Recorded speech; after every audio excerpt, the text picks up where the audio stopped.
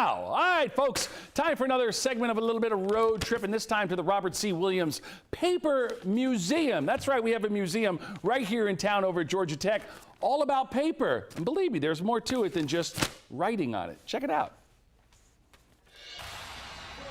We've traveled to some pretty unique places, but this one may just take the cake. We're heading to the Robert C. Williams Museum of Papermaking. Today, our guide of all things paper is Museum Director Virginia Howell. The Robert C. Williams Museum of Papermaking was founded in 1939 by a man named Dard Hunter. He is considered to be the father of hand papermaking in North America and collected by the 1930s over 10,000 artifacts and 2,000 books that had to do with hand papermaking. So what do you do with all of that? Well, obviously you start a museum. Paper was created 2,000 years ago, but some of these artifacts take us back even further.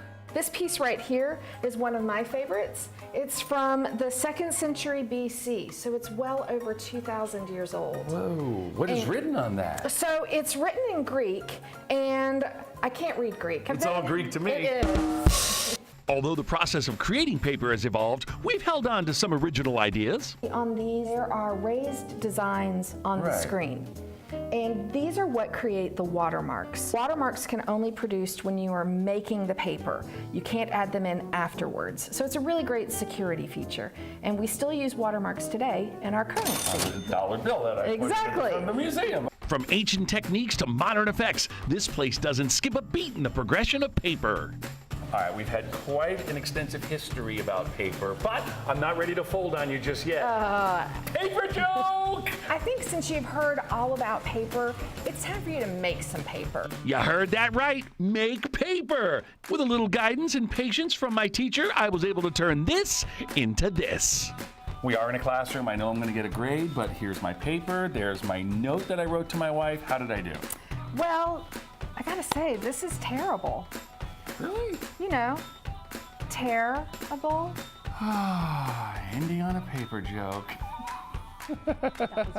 Had a lot of paper jokes, but it was amazing how we just took like that vat full of the pulp and the water, and it was like 90% water, and then you just strain it up. We kind of cheated a little bit with the vacuum, you know, just to dry it a little bit faster. And then once you dry it and take all the water out and everything, this is actually the piece that I made from that water. Yeah, feel it. I mean, it's like construction paper. It does. Yeah. It's like a thick paper. Yeah. Like the one that you put your nice resume on. Like exactly. And how did it smell? Exactly. How long did it take, or what did it have taken? Well, it took only a matter of minutes to make this particular piece right here. And it was funny because when I first walked into the room where a lot of students come and they learn how to make the paper and they do the hands-on, it smelled like pizza dough to me.